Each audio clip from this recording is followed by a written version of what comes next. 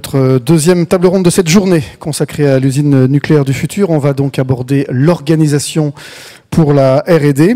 On peut en effet penser que la recherche et le développement sont et seront des marqueurs majeurs pour remporter les défis de l'avenir et aborder les marchés, la concurrence, l'efficacité, les normes, la sécurité de demain. Comment organiser cette R&D? Comment mieux travailler ensemble, mieux partager?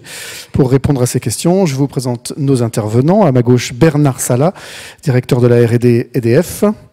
François Gaucher, directeur de l'énergie nucléaire au CEA, mais aussi vice-président de la SFEN. Philippe Watteau, directeur du LIST, Institut de CEA Tech. Catherine Reed, vice-présidente stratégie et R&D chez Framatome Base Installée. Et Nathalie Collignon, directrice innovation chez Orano. Merci d'être avec nous ce matin. Bernard Salat, commençons avec vous. Pouvez-vous nous présenter l'initiative Usine nucléaire du futur qu'évoquait Xavier Ursa, ainsi que l'Institut de recherche tripartite, et nous dire en quoi il représente une nouvelle organisation de la R&D dans vos structures? Oui, je vais essayer d'éclairer peut-être un peu ce propos. Xavier l'a très largement abordé. Quelques idées d'abord pour pourquoi avons-nous lancé cette démarche sur l'usine nucléaire du futur. Nous avons un enjeu, je pense, très très important, à la fois de sûreté, mais aussi de compétitivité de notre filière. Je crois qu'il ne faut pas se leurrer lorsqu'on regarde ce qui se fait dans d'autres domaines du secteur énergétique. Les progrès technologiques, la compétitivité est absolument sidérante et extraordinairement rapide. Je peux vous rappeler que les prix du photovoltaïque ont baissé d'un facteur 10 en une dizaine d'années, que les batteries sont exactement sur la même voie, et donc il est absolument crucial d'innover. Or, si nous regardons un petit peu le développement de notre filière, si nous raisonnons uniquement en se figeant sur les réacteurs, le rythme peut paraître lent, et il est absolument important que nous montrions que nous travaillons sur des projets plus ciblés, plus courts, plus réactifs, de façon également plus ouverte et de façon à obtenir des résultats plus rapides. Et c'est pour ça que nous avons lancé cette démarche de briques technologiques, à la fois pour avoir des résultats, mais aussi, ça a été dit, pour avoir une meilleure attractivité de notre secteur. Donc l'idée, c'est simple, c'est d'intégrer finalement les nouvelles technologies dans notre secteur du nucléaire, de à la fois préparer le futur du nucléaire, mais en même temps construire le nucléaire du futur, faire les deux ensemble. Alors ces briques, elles sont assez simples, elles ont été largement abordées déjà depuis ce matin. Il y a toutes les questions autour du digital, jumeaux numériques et j'en passe. Il y a toutes les questions autour de la fabrication, alors fabrication additive, mécanique des poudres. Il y a des secteurs même comme le génie civil, hein, sur lequel on peut faire des choses et améliorer également la performance. Et puis il y a aussi bien sûr le fait que le nucléaire ne va pas être seul dans le mix énergétique de demain. Le nucléaire va être aux côtés du renouvelable. Et il y a une question de comment finalement nos centrales futures se gèrent dans ce mix plus complexe, où on aura du nucléaire et du renouvelable variable dans des proportions qui seront relativement fortes, hein. Je rappelle que la France a une ambition de 40% d'énergie renouvelable à l'horizon 2030 pour la production d'électricité et que c'est une ambition collective européenne. Alors, comment s'organiser pour faire tout ça? Le mot-clé, je pense, c'est collectif, c'est transversalité. Nous n'avons pas les moyens, dans un contexte de concurrence internationale très forte, de travailler de façon séparée.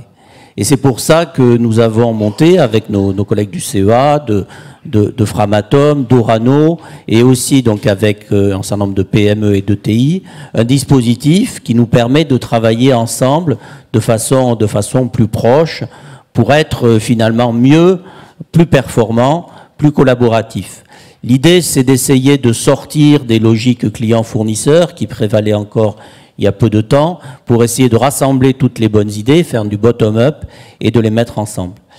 Les budgets, pour vous donner les ordres de grandeur, les budgets de recherche de l'industrie nucléaire en France sont relativement conséquents. Si on additionne un petit peu les budgets de toute la filière, on tombe dans des chiffres qui sont entre 500 millions et 1 milliard d'euros par an. Donc des chiffres qui sont quand même tout à fait conséquents. Mais si on regarde ce que font nos collègues américains, ou nos collègues chinois, ou les Russes, ils sont aussi dans des ordres de grandeur du même ordre, voire pour certains plus élevés. Et donc il y a un enjeu véritablement majeur de préparer tout ça ensemble. Donc voilà, travaillons en collaboratif, utilisons l'Institut tripartite qui a été mis en place et qui a été renouvelé, associons les acteurs de la filière, et c'est la clé de la réussite. Merci. Vous pouvez nous le présenter un peu plus en détail, cet Institut tripartite ? Alors, l'Institut tripartite, il a été, pour être très, très précis, il a été créé en 2014 avec les trois EDF, Areva à l'époque, aujourd'hui Framatome et CEA. Donc, c'est une organisation collective de recherche, c'est un institut programmatique dans lequel donc, nous avons mis en place en fait une cellule de pilotage global des programmes de recherche. Donc, l'idée, c'est que chacune des parties puisse apporter sa brique, ses idées, et que tout ça constitue ensuite un programme de recherche global. L'idée aussi qu'on essaye d'étendre aujourd'hui, c'est d'avoir une vision sur la totalité de la filière. C'est-à-dire de ne pas faire de la recherche sur les réacteurs d'un côté, sur le cycle de l'autre, mais vraiment d'avoir une vision globale, je dirais depuis l'uranium, les réacteurs, leur utilisation, le démantèlement, le recyclage, la fin de cycle. D'avoir vraiment cette vision d'ensemble global. Et donc tout ça au travail d'un collectif qui se réunit de façon périodique, de personnes qui travaillent ensemble. On a même réussi à avoir sur notre site de Saclay donc des équipes communes qui travaillent ensemble, qui se voient physiquement de façon à mettre ensemble ces programmes de recherche. Très bien. Pour revenir aux briques technologiques, quelle est la part du digital, du numérique dans ces briques technologiques? Pour qu'on se rende bien compte, parce qu'on pense souvent usine du futur, usine digitale. Voilà, c'est pas que ça. C'est quoi la dose? Alors, le digital, c'est clairement un game changer de notre industrie, comme de beaucoup d'industries. Je pense que la question de jumeaux numériques qui a été évoquée est un facteur absolument crucial et dimensionnant. On commence à en voir sur certains équipements, on parlera des générateurs de vapeur, même sur les enceintes de confinement. Nous avons réalisé avec nos collègues de l'ingénierie et du parc chez EDF une grosse maquette à échelle 1/3 d'un bâtiment réacteur, et nous avons collé à côté une maquette numérique. Et donc nous sommes capables, en faisant des essais et en se recalant ainsi le modèle numérique, d'anticiper, de prévoir l'avenir. 1 an finalement de maquette, c'est 10 ans de vie réelle. Et donc on se donne comme ça, en 5-6 ans, une vision de 50 ans à 60 ans de durée de vie de réacteur. Donc ça, c'est un exemple. Un autre exemple qui a aussi été évoqué ce matin, c'est la question des data, et en particulier des nouveaux savoirs autour de l'intelligence artificielle et du data analytics pour exploiter l'ensemble des données dont nous disposons. Nous disposons dans notre industrie d'énormément de données. Des données d'exploitation, des données de pilotage, des données de retour d'expérience, des rapports de fabrication. C'est des données qui sont à la fois chiffrées, c'est des données qui sont des fichiers Word, parfois, donc avec des formats très, très différents. Comment mieux les utiliser et comment finalement en tirer le retour d'expérience et les améliorations sur la maintenance, sur l'exploitation et sur la conception. Donc on a mis en place un dispositif au sein d'EDF, à partir de use case, et en essayant d'associer en fait tous les grands métiers de notre groupe en matière de production. Je voudrais rebondir aussi sur la question des data qui était posée par notre collègue tout à l'heure. Je pense que la question des data est vraiment un peu la nouvelle frontière et vraiment l'origine, le lieu où va se situer la valeur de demain. Si on fait de la fabrication additive, la valeur sera aussi beaucoup dans les données qui permettent de faire cette fabrication. Si on fait de l'exploitation et qu'on l'améliore, si on fait du PLM, tout ça va se trouver dans ces données.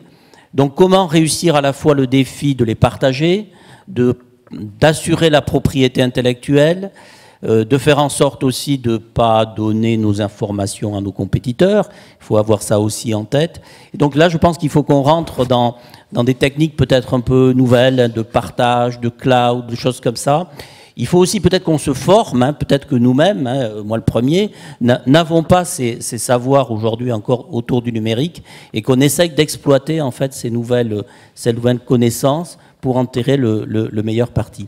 Donc là, il y a un défi énorme, je pense, hein, d'amélioration, de compétitivité, de partage et d'ouverture. Certains l'ont réussi, hein, dans le GIFAS, ils ont réussi à faire des choses comme ça.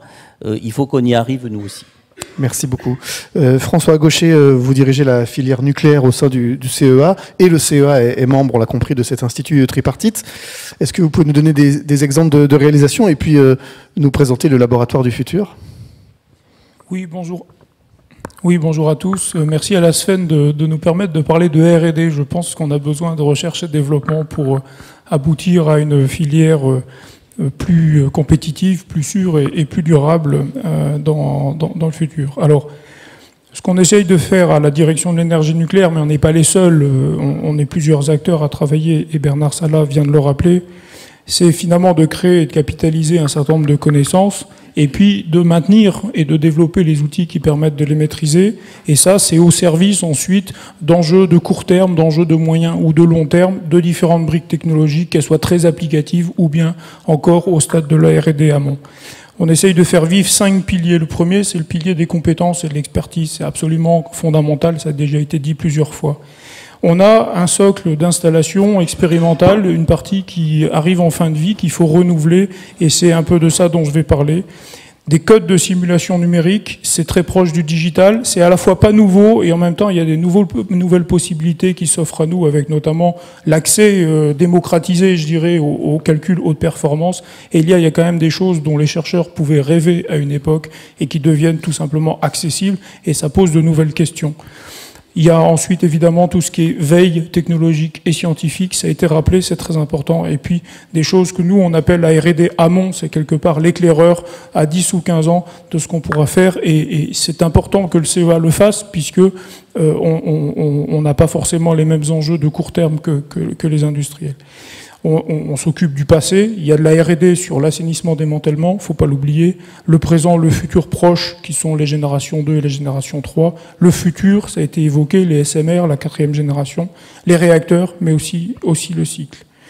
Et ce dont je veux vous parler, c'est finalement, quand on réfléchit au thème usine nucléaire du futur, mais nous, le CEA, on s'est dit, mais nous, on n'a pas d'usine, enfin, il y a une usine à Marcoule qui est en démantèlement, mais du coup, est-ce qu'il n'y a pas également la question d'un laboratoire du futur? Finalement, le digital, la façon dont il rentre et qui traverse tous nos métiers, comment il va concerner également les métiers de la recherche et développement et nos laboratoires? Je ne parlerai pas de l'exploitation, nous aussi on est concernés par des aspects d'exploitation, d'installation, et bien entendu tout ce qui a été dit dans la table ronde précédente s'applique à nous aussi. Il faudra qu'on s'en occupe. Mais si on regarde les progrès assez phénoménaux finalement de la simulation numérique, on s'aperçoit que toute une série de problèmes numériques, bon, on va devoir travailler pendant 5-10 ans pour mettre en œuvre des techniques de couplage multiphysique, multi-échelle, etc. Donc il y a des maths derrière, il y a des développements informatiques, c'est pas simple, il faut paralléliser les codes, il y a un gros travail à faire. Mais une fois qu'on aura fait tout ça, on va revenir à un besoin de compréhension fine de ce qui se passe au sein de la matière, et on aura besoin d'avoir un regard nouveau sur... Alors, quand on parle, tout est nouveau, mais en fait, ça a déjà commencé, hein, voilà, mais un regard fin sur ce qui se passe au sein de la matière. Et là, on va devoir pas simplement utiliser les expériences pour alimenter les codes, mais on va devoir utiliser les codes pour définir les futures expériences que nous faisons dans les laboratoires. Et ça, c'est très important. Évidemment, avec l'idée qu'elles soient plus petites, plus rapides, moins chères, moins radioactives qu'avant. Enfin voilà, il y a évidemment des enjeux derrière de réactivité, mais aussi de coûts qui sont importants. Et donc, les quelques exemples que je peux vous donner par rapport à ces techniques qui sont utilisées, et du coup, ça permet également d'utiliser dans nos laboratoires des techniques qui sont disponibles, hein, qu'on a besoin parfois de nucléariser. Mais quand on parle de microfluidique, par exemple, vous savez, ce sont ces laboratoires de chimie qui tiennent sur une feuille de plexiglas, et finalement, on a micro-gravé des circuits, on peut faire des mélanges, tester des procédés d'extraction, faire de l'analyse très rapide d'échantillons radioactifs, et on en a besoin tous les jours pour l'exploitation de nos installations ou pour nos chantiers de démantèlement. Et on peut être d'un seul coup, au lieu de générer des litres d'effluents radioactifs dont on ne sait pas tellement quoi faire toujours, et bien là, on réduit par un facteur beaucoup plus, un facteur 1000, les quantités d'effluents. Donc la microfluidique, c'est un des exemples de nouvelles techniques de laboratoire qui existent et qu'on est en train de déployer de plus en plus. On peut faire, dans le domaine de la mécanique, des micro-éprouvettes. Réusiner des éprouvettes déjà cassées pour refaire des choses. Ça, c'est très intéressant. Et on peut même faire des éprouvettes tellement petites qu'elles ne sont visibles qu'à l'échelle du microscope. Ça marche aussi. On peut aussi examiner les matériaux quasiment atome par atome. C'est toutes les techniques de sonde atomique tomographique, toutes les techniques d'ablation par focus ion beams, évidemment les microscopies électroniques à balayage, tout ce qui est microscopie de masse à ionisation secondaire, mais également tout ce qu'on fait sur la ligne Mars à Soleil. Voilà, il y a des choses qui permettent de sonder la matière et de voir les choses dans la façon dont elles se passent, définir derrière les modèles physiques et ensuite implémenter ça dans les codes de calcul et d'alimenter les bases de qualification de ces codes. Voilà, donc c'est quelques exemples, je peux pas développer plus que ça à ce stade. L'enjeu, c'est d'aboutir à des codes de simulation numérique qui soient multiphysiques, multi-échelles, qui soient fiables, qui soient qualifiés. Et je pense que du coup, à côté du thème d'aujourd'hui de l'usine nucléaire du futur, on a bien un thème du laboratoire nucléaire du futur, et en tout cas, côté du CEA, direction de l'énergie nucléaire, on s'y attelle dès maintenant. Très bien, merci beaucoup. À vos côtés se trouve Philippe Watteau, vous dirigez le LIST à Saclay. Vous pouvez nous présenter cet institut du CEA, bien sûr, le CEA LIST, en quelques mots. Oui, bonjour à chacune et à chacun. Désolé, mesdames, de passer avant vous, de manquer un peu de galanterie. Pardonnez le LIST. Le LIST, c'est 800 ingénieurs-chercheurs de la direction de la recherche technologique dans le domaine du numérique, du contrôle non destructif et la robotique. 800 chercheurs à Saclay. Voilà, à Saclay, avec une composante de formation très importante, puisque vous avez 150 thésards et postdocs. Et notre métier, c'est de développer des technologies, et j'ai envie de dire aussi des briques technologiques dans ces domaines, et de les transférer à l'industrie. Et quand je dis à l'industrie, c'est bien entendu à notre filière nucléaire, mais également à d'autres industries manufacturières, qu'elles soient aéronautiques, automobiles, construction navale, et aussi des nouvelles filières qui s'engagent dans cette industrie du futur, comme par exemple l'industrie agroalimentaire. Donc on a une vocation à développer des briques technologiques génériques qui vont ensuite trouver des applications dans différents secteurs de l'industrie, et aussi faire bénéficier une industrie d'une autre au travers de ces briques technologiques qui sont développées pour les uns et pour les autres. Donc des enjeux communs. Donc des enjeux communs, avec sur cette force de travail à peu près 300 personnes sur ces thématiques industrie du futur et 200 personnes sur l'intelligence artificielle, donc deux grandes thématiques qui sont d'ailleurs de moins en moins étrangères. 200 personnes à l'échelle des 800 personnes Absolument. de Saclay qui sont sur l'intelligence artificielle. On y reviendra. Un exemple de réalisation ? Oui, pour rebondir sur la R&D qui fait la différence, telle que elle a été présentée par Monsieur Ursa, un exemple qui est basé sur le collectif, j'ai envie de mentionner le Factory Lab. Qu'est-ce que c'est que le Factory Lab ? C'est un programme affilié qui réunit plusieurs secteurs, la navale, l'industrie automobile, la certification, l'aéronautique, et qui vise à développer des technologies qui font sens pour différents secteurs, et qui sont centrés ici dans le Factory Lab pour l'assistance à l'opérateur, que ce soit l'assistance cognitive, on l'a vu avec la vidéo avec le Diota Player, Diota étant une start-up du LIST, et l'assistance physique opérateur avec les robots collaboratifs, tel que ça a été mentionné par notre collègue Madame Masson. Donc on développe concrètement des projets qui font sens pour tous, dont les résultats sont partagés. Aujourd'hui, on a lancé ça en septembre 2016. On a plus d'une trentaine de projets, c'est plus de 10 millions d'euros. Et le principe de base, c'est chacun met un peu d'argent au pot commun qui financent des projets qui sont menés en collectif, pas seulement par le CEA, mais aussi avec le CITIM et avec l'ENSAM, pour des résultats qui sont partagés par tous. On a eu un premier projet avec Diota, notamment, pour rebondir sur l'exemple présenté tout à l'heure, à partir d'une question posée par tous les industriels. La réalité augmentée, technologie intéressante, mais dans mon secteur, dans mon usine, à quoi ça sert?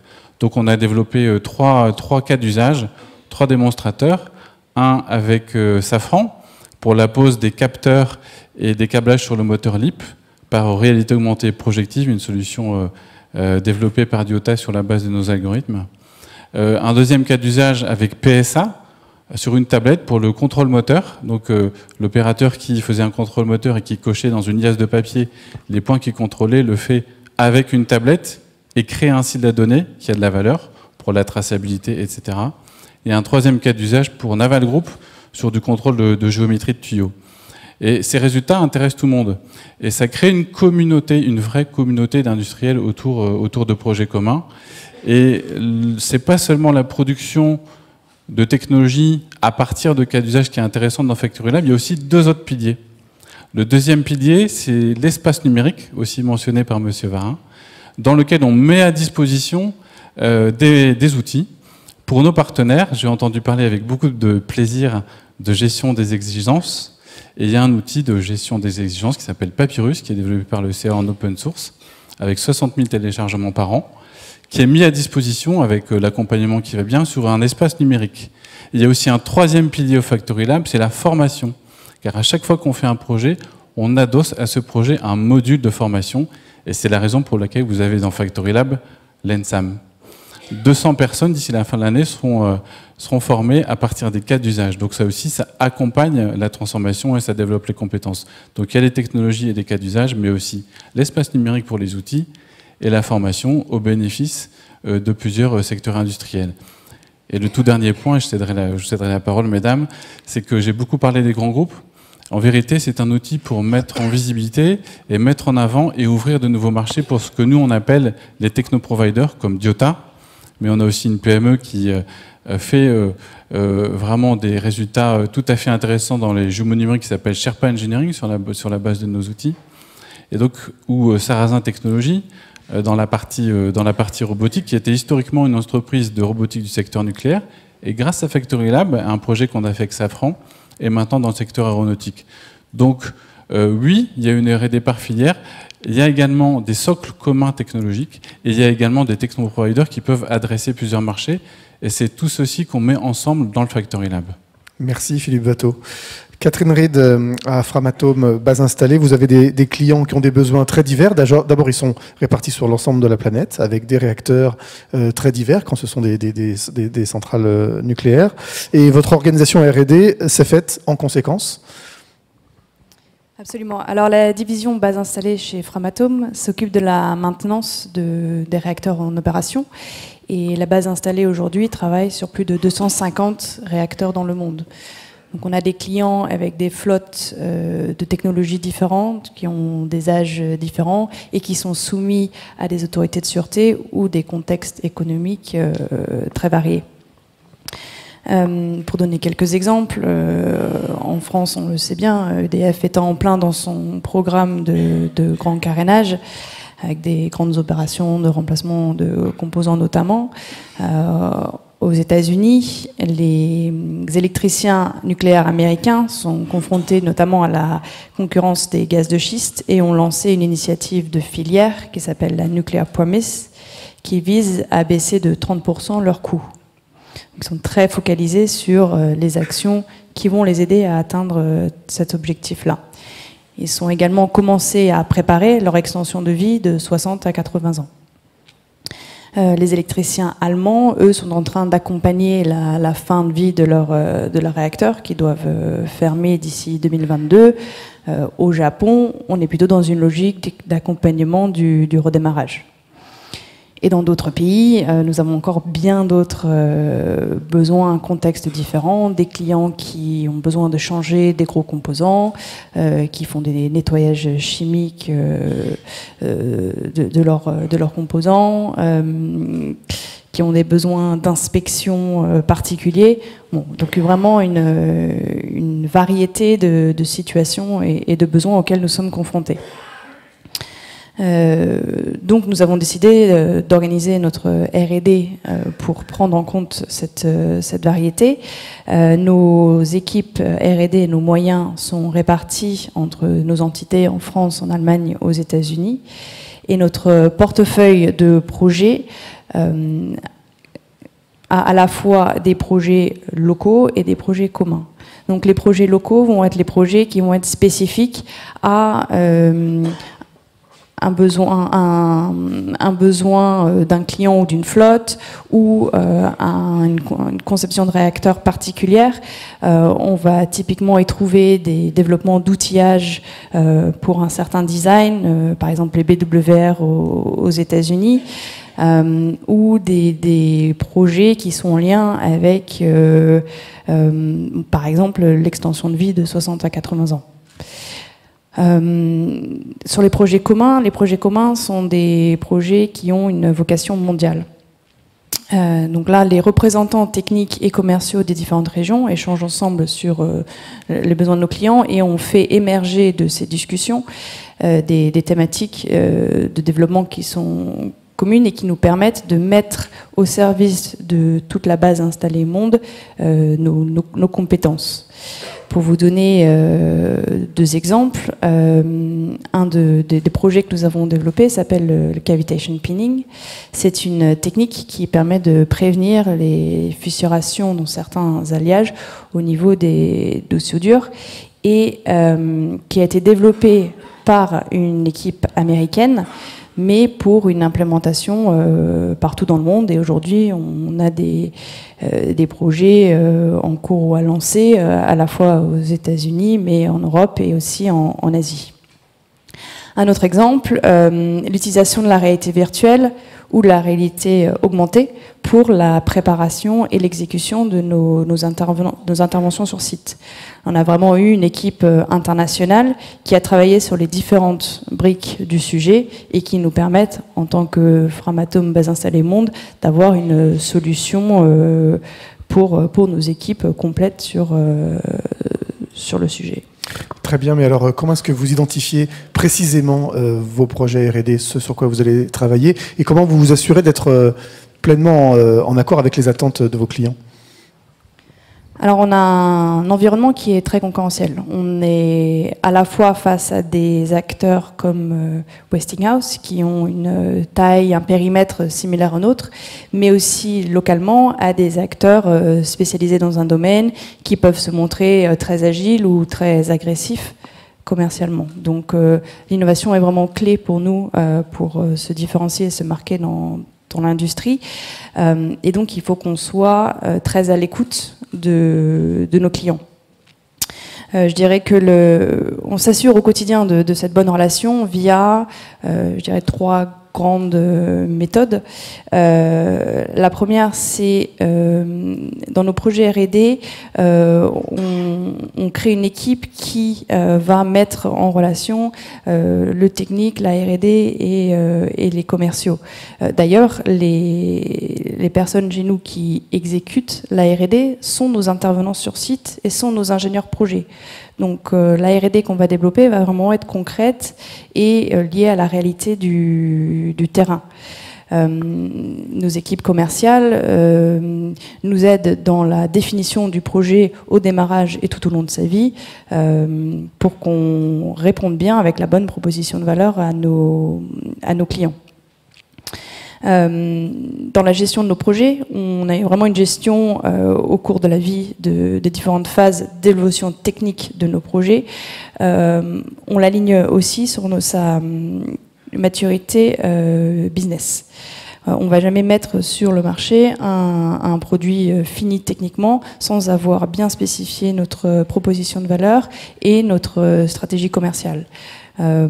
Et on arrête tout simplement un projet R&D si sur le côté maturité business, celui-ci n'avance pas à la bonne vitesse pour rattraper ce thème-là avant de continuer d'un point de vue technique. Et le dernier point que je mentionnerai sur le sujet, c'est la voix du client dans des séminaires clients. Donc on organise avec nos différents clients dans les différentes géographies des instances en petits comités où on écoute leurs besoins et on leur présente nos innovations et on co-construit ensemble notre feuille de route. Et alors cette R&D en division, et notamment en division locale, chez Framatome base installée, elle est en connexion avec le reste du groupe Framatome ? Alors, absolument. La R&D chez nous ne se réfléchit pas que aux bornes de la division base installée. On s'appuie sur l'équipe innovation au groupe Framatome. Et alors, sur les thèmes, Nathalie développera beaucoup plus ce que l'innovation apporte à la R&D. Juste deux exemples. L'équipe innovation nous apporte un support méthodologique pour identifier les sujets qui sont vraiment en rupture et va nous mettre en contact avec toutes les PME innovantes qui vont nous permettre d'aller beaucoup plus vite dans nos développements et à moindre coût par rapport à ce qu'on aurait pu développer nous-mêmes en interne. Nous travaillons aussi en étroite collaboration avec la R&D transverse et plus fondamentale, qui est également gérée par l'ingénierie Framatome. Leurs projets viennent nourrir nos projets qui sont à la base installés plus courts. On est sur des horizons de temps de 2 ans en moyenne sur nos projets. Donc on est vraiment beaucoup plus réactif sur la mise en marché rapide de nos solutions par rapport à des grandes réflexions sur les matériaux, la neutronique, ce genre de sujet.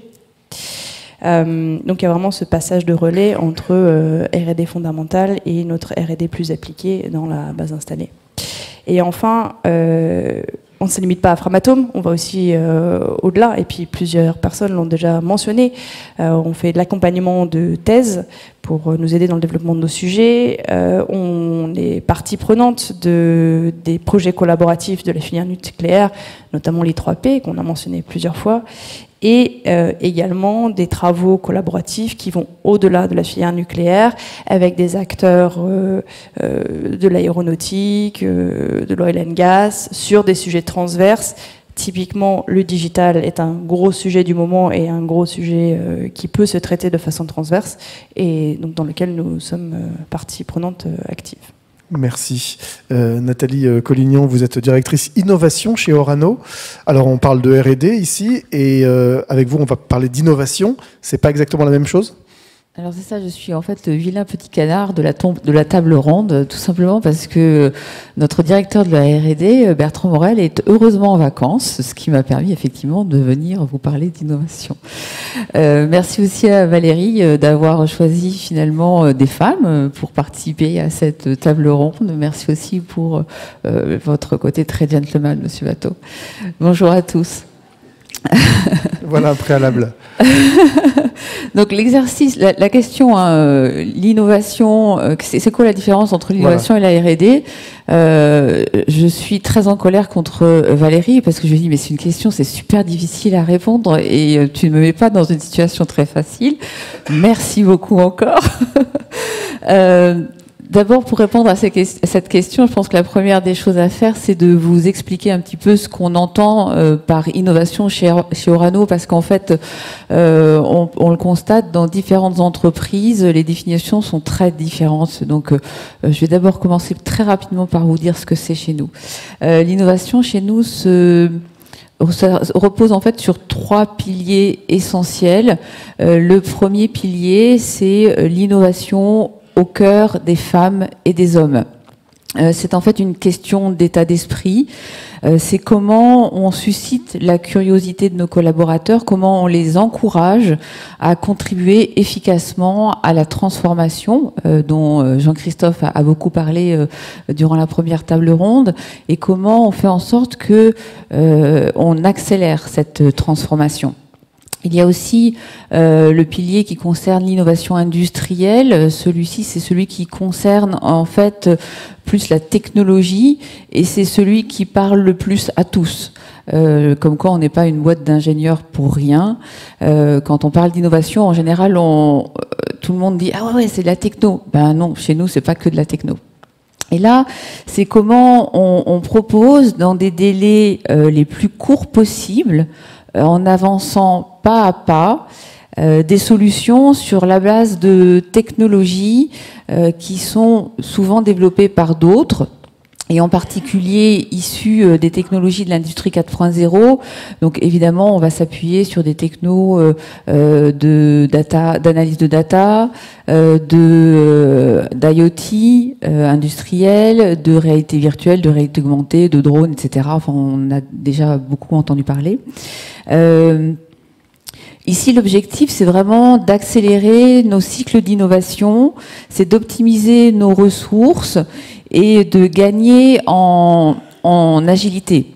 Alors, on favorise évidemment beaucoup la collaboration avec d'autres et donc l'open innovation, mais on en parlera peut-être, je crois, comme on n'a pas très bien préparé la table ronde, je ne sais pas que vous allez me poser une question sur ce sujet.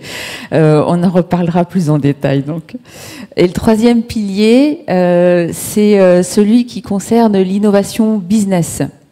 Là, c'est une question d'invention de nouvelles activités et comment on se met en ordre de marche pour explorer de nouveaux modèles de création de valeur ou de moderniser nos modèles de création de valeurs existants.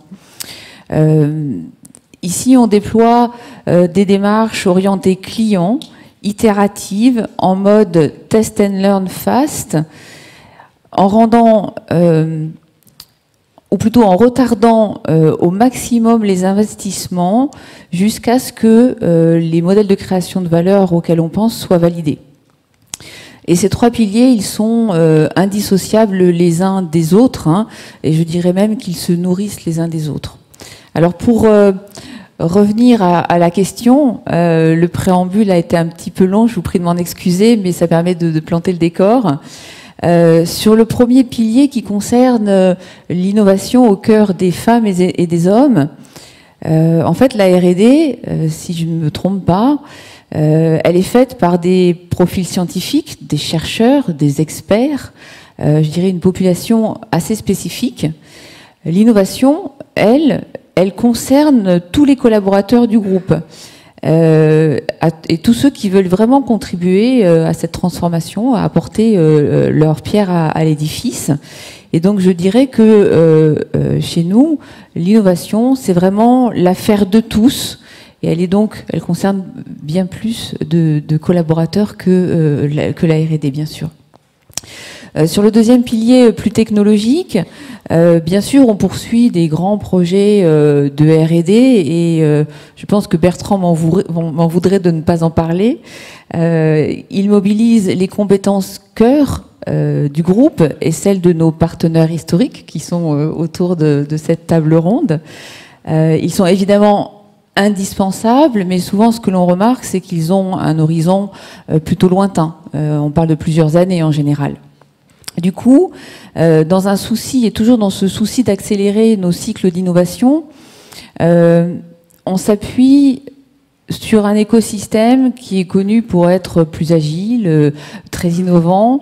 C'est celui des startups et des PME, et je vous donnerai quelques exemples tout à l'heure, qui nous permettent du coup de raccourcir nos projets d'innovation et de ne pas en général excéder 18 mois. Donc on a vraiment ce côté, cet accès à l'accélération. Hein. Et donc l'innovation industrielle, elle se fait avec des partenaires, je dirais, de plus petite taille, plus agiles, dans un timing beaucoup plus court. Et sur le troisième pilier, l'innovation business, un des directeurs innovation d'Airbus disait, et j'aime bien cette citation, un cocktail de vitamines super complexe, c'est en général d'abord c'est génial, et en général c'est ce que nos équipes de R&D préfèrent développer, même si notre client a juste super mal à la tête et qu'un Doliprane suffirait. C'est un petit peu exagéré, certainement, mais je dirais que, à la différence de la R&D, l'innovation business démarre par la capture d'un besoin d'un client, un petit peu ce que vous faites dans vos cycles courts sur eBay, et qu'elle est toujours centrée sur le client, sur l'utilisateur final, et systématiquement orientée sur la co-création de valeur. Donc l'innovation business, elle explore et elle invente les marchés de demain. Et ça, c'est quelque chose, c'est une façon de travailler qui est un petit peu différente. Et pour finir, j'aimerais partager une réflexion de notre directeur commerce, stratégie, innovation et R&D, Guillaume Dureau, qui me disait assez récemment, l'innovation, c'est une culture à entretenir dans une entreprise. Si elle ne fait que de la R&D et qu'à côté de ça, il ne se passe rien, alors l'entreprise se desséchera. C'est un peu fort, mais je trouve que ça a du sens. Et donc moi, ce que je dirais, c'est qu'il y a une vraie complémentarité, évidemment, entre innovation et R&D, mais qu'au cœur de cela, il y a évidemment les femmes et les hommes. Et je pense que dans la table ronde précédente, on en a parlé, mais c'est un point qui est vraiment essentiel. Le temps avance, Nathalie Collignon. Juste, quelques mots sur l'open innovation. C'est vrai, on devait en parler. Oui, on devait en parler. Peut-être un petit peu moins que prévu, mais parce que je remarque qu'on puisse quand même échanger avec la salle. Alors, l'open innovation, on entend souvent par là le côté je vais bosser avec des startups et des PME. C'est pas que ça. L'open innovation, c'est évidemment s'associer à ces petites boîtes, mais c'est aussi faire en sorte que les femmes et les hommes de nos entreprises soient capables de se remettre en cause et de passer du syndrome du not invented here au syndrome du proudly found elsewhere. Et ça, c'est difficile parce que pour que l'innovation ouverte, l'open innovation fonctionne, il faut vraiment qu'il y ait une adoption de ces nouvelles technologies qui sont développées ailleurs par les collaborateurs qui vont les mettre en œuvre. Et en général, ils ont la capacité eux-mêmes de les développer. Et donc ça, il y a une petite difficulté et il faut arriver à lever cette barrière-là. Mais donc, pour parler d'open innovation plus largement, je dirais plus technologiquement, ce qu'on a mis en place depuis quelques années maintenant, c'est une plateforme qui permet de favoriser l'innovation collaborative entre Orano et les PME, les startups, une plateforme sur laquelle on poste nos challenges, des challenges auxquels on est confronté au quotidien. Le dernier concerne un mini-drone qui pourrait aller inspecter des zones difficiles d'accès et qui pourrait rentrer dans ces zones par un trou d'endoscope de 8 cm de diamètre. Donc si quelqu'un dans la salle a une solution, venez me voir à l'issue de cette table ronde, on l'évaluera avec plaisir. Donc voilà, ce sont ce genre de challenges qui sont très précis. Et là, je voulais juste rendre hommage à un certain nombre de startups avec lesquelles on a travaillé et avec lesquelles on collabore. Alors évidemment Diota, mais bon, ils ont eu déjà beaucoup de pubs aujourd'hui. Hein. Je vais pas en reparler. On travaille aussi avec la société Varin, qui est une spécialiste des textiles et qui avec laquelle on co-développe et on déploie une solution de bras articulés gonflables qui est mobile et qui peut permettre de réaliser des inspections un petit peu partout où on veut. On travaille aussi avec Adobe, évidemment, sur des sujets de fabrication additive. On intègre des pigments intelligents développés par la société Holychrome pour développer des revêtements qui changent de couleur en fonction de la température, de la pression ou d'autres caractéristiques. On travaille aussi avec Arxis pour déployer des réseaux de communication type IoT et bien d'autres. Très bien. Très bien, merci beaucoup. Un petit temps d'échange maintenant sur cette table ronde, avec une première question par ici, si on peut nous apporter les micros, s'il vous plaît. Voilà, Bernard Salat, François Gaucher, Philippe Watteau, Catherine Ride et Nathalie Collignon sont prêts à répondre à vos questions. Ici, Voilà, ça arrive. Et mademoiselle, vous pouvez récupérer un micro des tables, on en a suffisamment. Bonjour monsieur, nous vous écoutons. Bonjour, William Pagnou, étudiant en master chimie des matériaux et matériaux du nucléaire. On a vu avec monsieur Gaucher que dans la filière nucléaire, il est très important d'être multi-domaine, d'être compétent dans tout un champ d'activité qui va de la physique à la chimie, en passant par la microfluidique et toutes ces technologies. Et on a aussi vu avec monsieur Salah que justement l'importance des data et de traiter des gros volumes d'informations. Et je me demandais en fait un petit peu, parce que les formations universitaires actuellement sont extrêmement spécialisées. Dans ma formation, nos enseignants-chercheurs sont spécialisés en chimie, mais vraiment ultra précise. On voit que Framatome et le LIST aident des doctorants. J'ai eu l'occasion de faire 3 années de doctorat avant. Et je me suis spécialisé vraiment dans un secteur d'activité qui était ultra précis, ultra spécifique, qui fait qu'au final, j'ai pas pu trouver de boulot. Mais bon, voilà, c'est une chose qui arrive. Et justement, le traitement des données est arrivé à peu près qu'à ce moment-là de ma formation, au niveau du doctorat. Et je me demandais s'il serait pas important, justement, de rajouter de la R&D plus en amont, avant justement le doctorat, ou peut-être de l'innovation, je ne sais pas sous quelle forme serait la plus intéressante. J'avais un peu envie d'avoir votre avis sur cette question. Merci. Et merci pour la table ronde qui était super intéressante. Monsieur Gaucher. Alors déjà, déjà, ce que je peux vous dire, c'est que je pense que c'est très très bien que vous soyez à la SFEN et que vous soyez là aujourd'hui, parce que je pense que dans la salle, il y a énormément de gens qui sont capables de vous conseiller et vous expliquer comment se passe une carrière, etc. En tout cas, au CEA, par exemple, les gens sont ingénieurs-chercheurs. C'est assez spécial. Et donc, donc les gens ne sont pas piégés dans leur spécialité apprise en thèse. Donc ça, c'est... Voilà, et je développerai pas, il y a plein de gens ici qui peuvent vous expliquer comment ça fonctionne. Donc ça, je pense que c'est très important. Ce que moi j'ai voulu dire, c'est qu'en matière de code, de simulation, on a besoin d'experts pointus. Donc il ne faut pas non plus négliger cet aspect-là. Quand on parle du volet compétences, on en parle, etc. C'est bien. Il y a un moment, il faut quand même des gens qui savent faire des choses. Donc, et c'est pas vrai simplement dans les usines, c'est vrai aussi dans les labos, c'est vrai en sciences et techniques. Donc il ne faut pas négliger cette composante de l'expertise pointue. On a dans toutes les entreprises, je pense, qui sont autour de la table, des filières experts avec certains niveaux de qualification, etc., qui permettent de reconnaître cette expertise-là. Non, ce que je voulais dire, c'est que la progression en matière de simulation numérique va viser finalement à assembler les différentes disciplines de plus en plus vers finalement des codes qui sont capables d'appréhender au même moment, et pas simplement par des chaînages, mais au même moment, l'ensemble des phénomènes qui soient physiques, neutronique, thermohydraulique, mécanique, chimique, etc. Et l'ambition qu'on a, on n'y est pas, l'ambition qu'on a, c'est d'aller, par exemple, vers un challenge qu'on appelle le réacteur numérique et qui permettrait de faire tourner, je dirais, en une fois, des calculs complexes de transitoire, en 3D et d'accéder, je dirais, à un ensemble de données avec un bon intervalle, avec une bonne confiance, parce que sinon, c'est facile, quelque part, d'avoir des trucs qui sont jolis dans les fils. Il faut que ça soit valable face, on est quand même dans un métier sérieux. Ici, on fait des choses sérieuses. Voilà.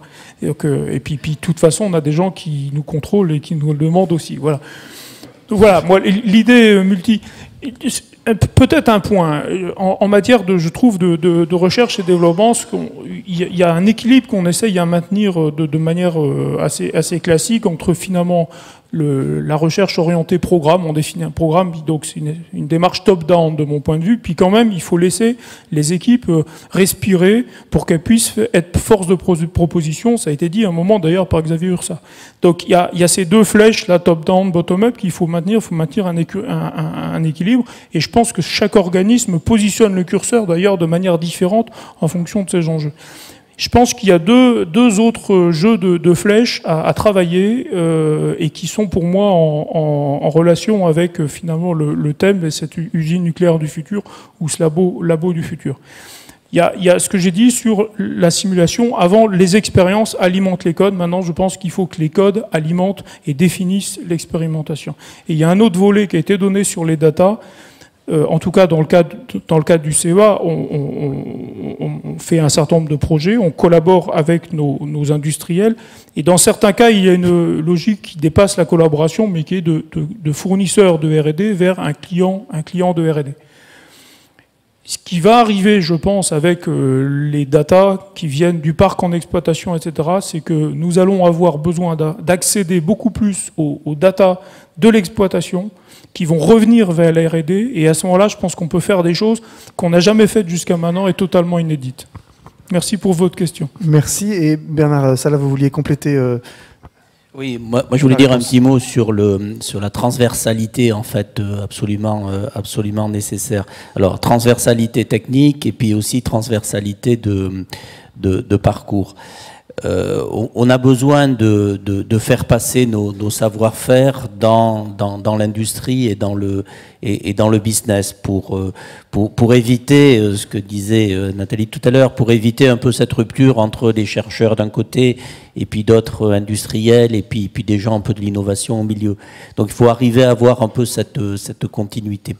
Donc au sein d'EDF, on a une R&D qui se veut industrielle. Et un de ces enjeux, c'est de faire en sorte que nos jeunes chercheurs que l'on recrute puissent ensuite basculer, pour ceux qui le souhaitent bien sûr, mais basculer vers les grands métiers opérationnels du groupe. Et lorsqu'ils font ce basculement, ils élargissent à la fois leur champ, mais ça a aussi l'intérêt immense qu'ils apportent avec eux les technologies qu'ils ont mis au point, sur lesquelles ils ont travaillé dans leur activité de recherche, de façon à ce que cette fluidité soit la plus rapide possible. Et d'ailleurs, au passage, symétriquement, ce que nous faisons, c'est que nous prenons des managers de nos grands métiers opérationnels, que nous mettons donc en position de responsabilité pour piloter des équipes de chercheurs, de façon à ce que les équipes de chercheurs aient aussi une compréhension des grands enjeux business et puissent se positionner sur leurs travaux de recherche en vue de remplir les finalités et les besoins qui sont au cœur de nos opérations. Très bien, merci. Juste un petit mot de Madame Ducnam, là. Qui forcément, voilà, vous buvez du petit lait là, bien sûr. Parce que j'ai aussi une autre casquette, parce que les enseignants-chercheurs, vous le savez, sont des enseignants, mais aussi des chercheurs. Et donc, je vais parler justement en tant que chercheur en physique nucléaire fondamentale. Donc là, c'est quelque chose que l'industrie ne connaît pas ou n'a pas envie encore de connaître. Mais quand même, en physique nucléaire, sachez que l'IN2P3, enfin vous le savez bien sûr, l'IN2P3 est quand même un grand acteur au niveau de la recherche. Et je me posais justement la question de savoir pourquoi le CNRS, et en particulier l'IN2P3, n'est pas dans cet institut de recherche tripartite. Ça serait peut-être une idée. Et puis pourquoi, justement, on n'appuie pas plus les thésards, les doctorants, dans l'industrie du nucléaire, puisque c'est une industrie de haute technologie. Nous avons un grand déficit de docteurs aujourd'hui, notamment dans la recherche fondamentale. Mais ensuite, tous ceux que nous formons, nous, dans nos labos fondamentaux, vont dans l'industrie et sont absorbés de plus en plus aujourd'hui par l'industrie. Et donc, il est urgent que nous puissions travailler ensemble de manière à ce que tout le monde y trouve son compte, quoi. Merci. Voilà. Qui veut répondre, monsieur? C'est-à-dire un petit mot là-dessus. Xavier Ursal a dit tout à l'heure, nous EDF, si on s'est installé sur le plateau de Saclay, c'est bien parce qu'on veut avoir cette proximité, donc avec, je ne vais pas parler que du CNRS, mais le milieu académique, je dirais, au sens large. Donc ce que nous faisons dès à présent, c'est que nous accueillons un certain nombre de thésards, donc nous en avons environ 150 en régime permanent dans nos équipes, ce qui est quand même assez important. Et nous avons aussi monté, donc avec les acteurs académiques, un certain nombre de laboratoires de recherche.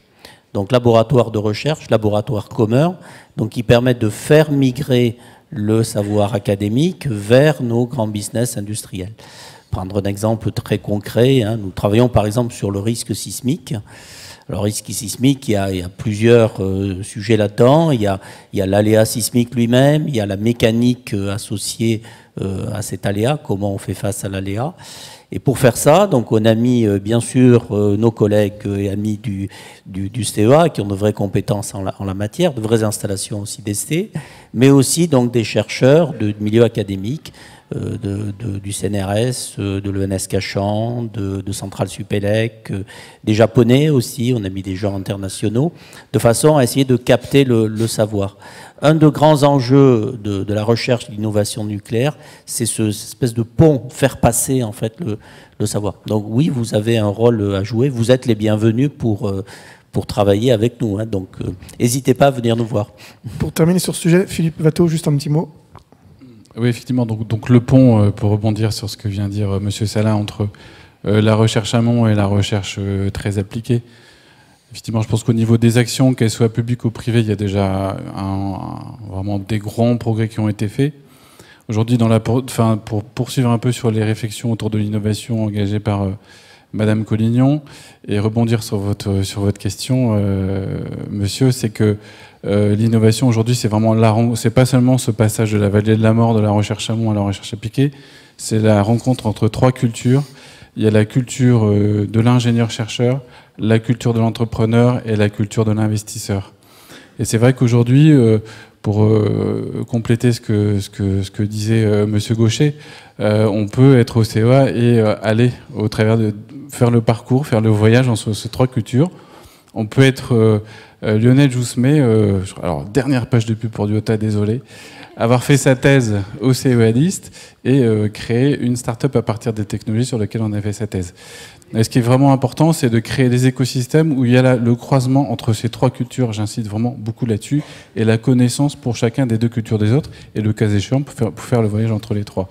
Et c'est ça qu'on se développait sur le plateau de Saclay, et c'est aussi ça qu'on se fait développer d'ailleurs au travers d'un grand projet qui s'appelle DigiHall, le pôle de technologie numérique de Paris-Saclay, et qui mixe ces trois cultures. Et si on va un petit peu plus loin, une des propositions qu'on a faites un peu comme ça, à la volée, en ayant l'air pas sérieux au cabinet du ministère de la Recherche et de l'Enseignement supérieur, c'est réfléchir à ce que sont les UMR du futur. Une UMR aujourd'hui, on prend un sujet, on prend des chercheurs qui viennent d'organismes différents, et on les fait travailler sur le même sujet. Très bien. Mais pourquoi les UMR du futur ne seraient pas des UMR d'interdisciplinarité ? Aujourd'hui, quand on parle d'intelligence artificielle, il y a beaucoup de disciplines qui sont concernées par l'IA. Et nous, de fait, en fait, c'est ce qu'on est déjà en train de faire au niveau des équipes, où on travaille avec des juristes, où on travaille avec les équipes de neurosciences du CEA. Donc j'ai à la fois mes chercheurs, mes super machines à algorithmes, très beaux cerveaux, et les neurologues, les chercheurs en neurosciences. Donc il y a aussi tout un champ en France, et on a toutes les compétences là-dessus, à ouvrir sur cette manière d'organiser à la fois l'innovation et les interdisciplinarités. Merci. L'heure avance. Une question ici. Prenez le micro qui avait été posé là, s'il vous plaît, Monsieur Toumi. Merci. Rebonjour. Oui, rebonjour, Monsieur Toumi, société Atos. 300 millions d'euros sont investis par Atos chaque année dans la R&D. 300 chercheurs. Ici, vous appartenez à des sociétés, des entreprises de l'État pratiquement. Donc c'est l'État qui fait partie du capital de ces entreprises. Atos est 100% privé. Et on doit faire aussi de l'innovation business aussi comme vous. Nous avons la chance de travailler dans le monde de l'agriculture, de l'aérospatiale, de la défense, etc. Et on me donne aussi aujourd'hui comme objectif, c'est de travailler avec des entités comme les vôtres pour investir ensemble donc une partie de ces 300 millions d'euros avec vous pour des sujets communs, gagnant-gagnant, qu'on pourrait vendre aussi pour nos clients demain. Et on peut faire de la cross-fertilisation avec tout ce qu'on sait, tout ce qu'on a appris dans les autres industries, que nous pourrions transposer dans le monde de l'énergie. Votre question, c'est est-ce que ce partenariat vous les intéresse ? Parce que tout à l'heure, ce matin, M. Varin parlait de Microsoft, de Google, qui travaillent avec des entreprises pour développer le monde du nucléaire. Ici, on a parlé de petites start-up, mais les grands groupes français qui sont dans le monde du numérique, ils ne sont pas vraiment présents. Peut-être qu'il y a moyen de faire quelque chose ensemble. Est-ce que ça vous plairait de faire quelque chose ? Je crois que M. Gaucher a sorti ses cartes de visite voilà. déjà. Hein. Après, juste pour terminer, pour vous, jeune homme, vous avez l'air d'avoir une tête bien faite. Vous avez fait des stages dans de belles entreprises. Venez vers moi, peut-être qu'on pourrait vous proposer une poste. Voilà. C'est bon. On aura servi à quelque chose. Merci, Monsieur Toumi. Allez, le mot de la fin peut-être, Monsieur Salah. Oui, je voulais dire qu'il n'y a pas d'exclusivité effectivement dans la collaboration et comme vous savez sans doute, on a d'importantes collaborations entre EDF et Atos, y compris dans la recherche. Je fréquente assidûment Hubert Tardieu qui s'occupe de tout ça chez vous. Mais très curieusement, je vais vous challenger à mon tour. Pas sur le nucléaire. Figurez-vous qu'Atos travaille beaucoup avec nous sur les compteurs communicants, par exemple, sur les nouveaux services, mais on vous a pas encore beaucoup vu sur le nucléaire. On a commencé à parler de calcul quantique même avec vous. Hein. Vous avez de perspectives là très très brillantes là-dessus. Donc moi, à mon tour, si vous avez des idées sur le nucléaire, venez me voir à la sortie, on en reparlera. Mais d'une manière générale, je crois que cette discussion permet de dire que une convention comme celle-ci, c'est aussi l'occasion de discuter, de se rencontrer. Voilà, n'hésitez pas à venir voir nos intervenants, à discuter entre vous. Évidemment, vous êtes là ici aussi pour faire du réseau, du partage d'informations et du partage de pratiques. Merci beaucoup. On aurait pu discuter encore une demi-heure ou une heure là-dessus.